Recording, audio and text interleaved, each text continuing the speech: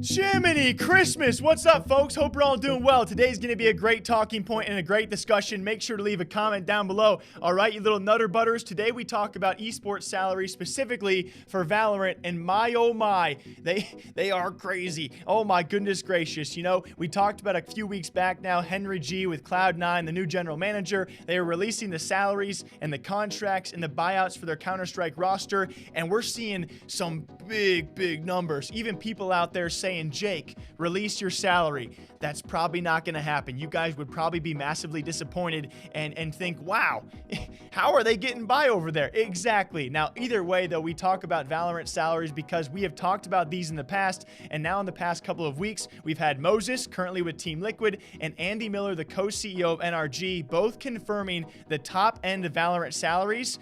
Get this, guys. $20,000 to $30,000 per month for some players out there. Dude, like imagine that. But here is them confirming it. But at some point, you have to show what you got for all the money you spent. And at some point, the window closes and you need to have a real business there. But it's hard to compete. It's hard. Like we talk about Valorant right now. I mean, the salaries in Valorant are unbelievable for a game that's been out a couple months. You know, guys are making 20, 30,000 bucks a month, 10, 15. There's 5, 6 of them on a team with a coach. Like that's a huge investment for a game that hasn't even had an official tournament yet. Yeah, I mean they do have Riot, and I mean, and you agree on this, Andy? I heard. Yeah, I love Valorant. Same. Well, yeah, same. And Riot, more importantly, has a good and proven track record. But I don't know. I had a long time that I was trying to, because I saw the same thing that JW did, which is a lot of people trying to cash in on like a quick buck with Valorant and get involved there. But then like I don't know. I had a hard time stopping myself criticizing some of the players that were, you know, vacating to Counter-Strike. You know, as a hardcore Counter-Strike person, I saw it as kind of like, I don't know, I guess a little bit of a betrayal, a little bit of abandoning the scene, blah, blah, blah, all that high horse shit. But then you start hearing the numbers of money, of salary that's being thrown around in Valorant, and I can't blame anyone. Some of these numbers that are being thrown around to some of these guys are like $20,000 to $30,000 a month to go play competitive Valorant, and there's not even a professional organized structure yet. It's just Ignition Series events.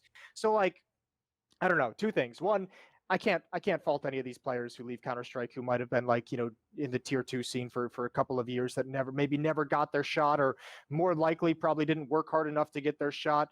But, you know, that's crazy money to turn down. And in case you guys missed this, a long time ago, we talked about as well, I would say the more median range out there, or average range for teams, is actually $25K per month for the entire team. So a lot of players out there pulling $50,000 to $60,000 to $70,000 a year annual salaries for Valorant. But the tippity top, some players out there are making upwards of $30,000 per month themselves. We have some players now confirmed by Moses and Andy Miller. I'm sure a lot of other people would back it up out there. Probably a very slim few, but think about it. There are a few players out there in Valorant which just announced their first official Riot Games events, which are only regionals and not even cross nations, or, you know, you guys understand what I'm saying, not even European and NA combined. They're only regional events. Riot Games just announced their first ever events. All we have had so far is Ignition Series, and there are a few players out there making more than entire teams make.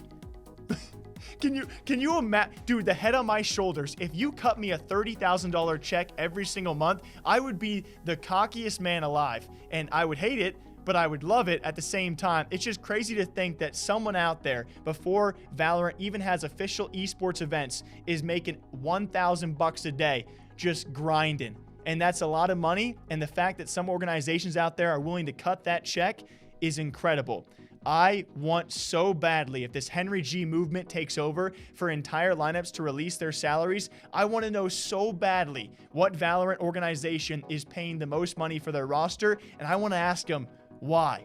I'm not going to judge them right away. I just want to know, you know, you must have some full faith in the future of this team, in not only this esport, but your team, and that player you are paying actually staying that good and developing into being, you know, one of the best players in the world for a brand new esport. It's just insane to think about. That is the price point for an esport that's barely even here. What do you guys think about that, huh? Until next time, take care of yourselves, all right? Drink that water, drink that coffee. I'll catch you back here sometime soon.